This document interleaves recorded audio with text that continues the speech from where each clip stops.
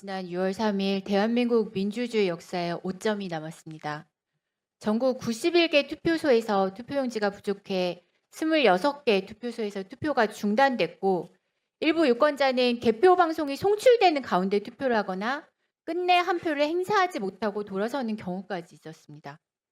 이번 사태는 결코 우연이 아니었습니다.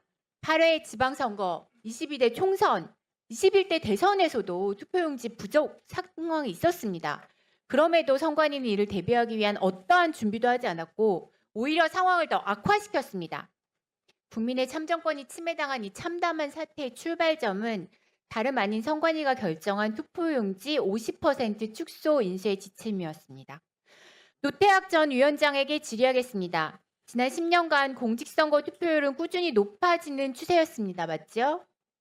예, 그렇게 알고 있습니다. 네, 그럼에도 중앙선관위는 제9회 종합관리 지침을 변경하여 선거일 투표용지 인쇄 매수 하한을 종전 선거인수 60%에서 50%로 하향하는 것으로 변경했습니다.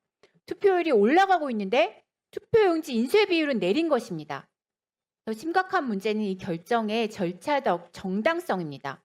전국 4,464만 명의 유권자의 참정권 행사를 좌우하는 사안인데 중앙선관위는 이 중대한 정책을 위원회 의결 없이 사무총장 한 명의 전결 서명으로 처리했습니다.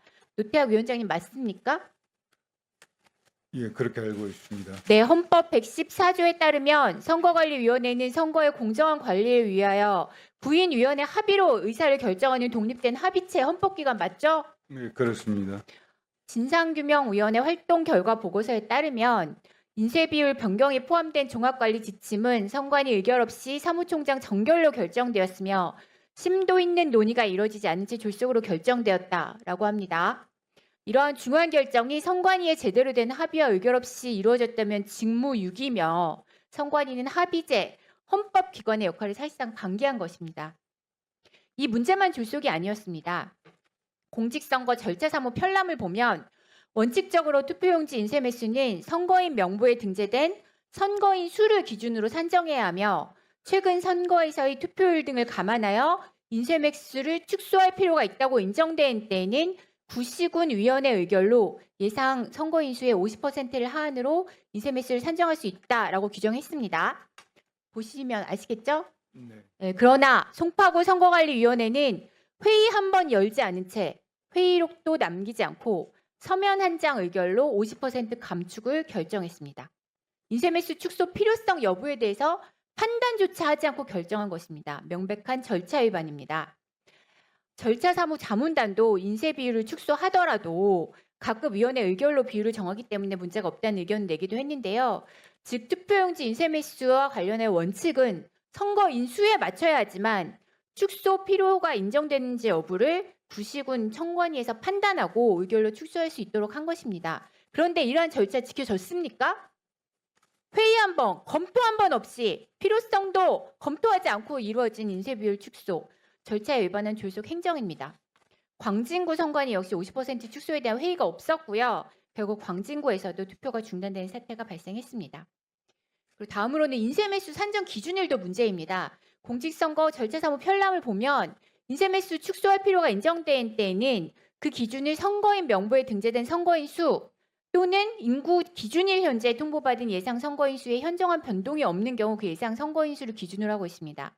그런데 행정안전부가 통보받은 인구 기준일은 2025년 12월 31일이고요.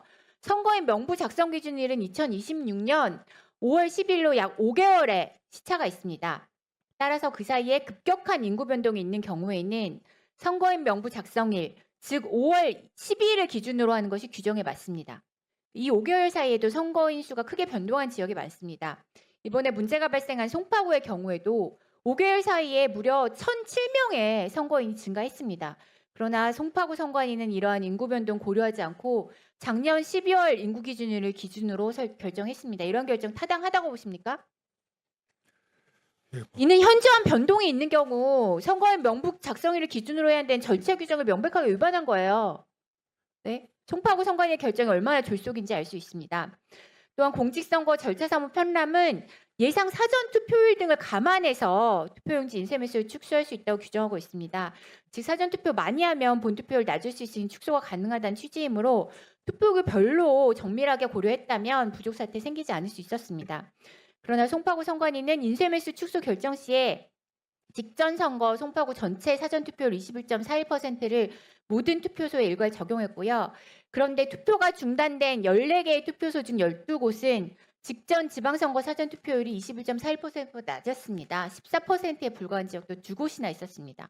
사전 투표 적게 하는 곳은 선거일 본투표에 몰릴 수밖에 없는데 이 점을 무시하고 전체 평균을 일괄 적용한 것입니다. 이쯤 되면 선거용지 부족 사태는 예견된 참사라고 하지 않을 수 없습니다. 또한 중앙선관위는 인쇄비율 축소 이유로 분신도날 탈취 우려, 부정선거 의혹 제기 우려, 예산 낭비, 보관장소 협소를 들고 있습니다. 유태학 위원장님, 국민의 한 표, 헌법이 보장한 참정권의 가치가 행정비용 문제보다 덜 중요합니까? 이런 인식이 이번 사태의 근원이라는 점 인정하십니까?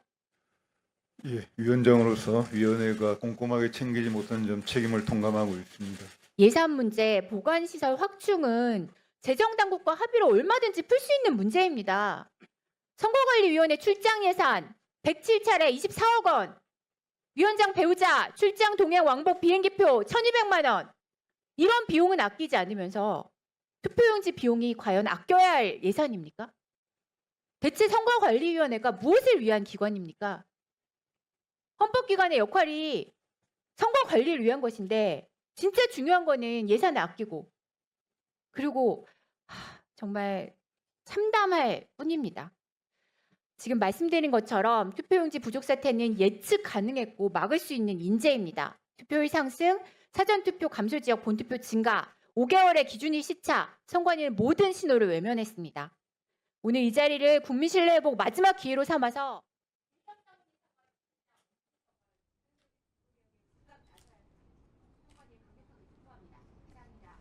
예, 수고하셨습니다.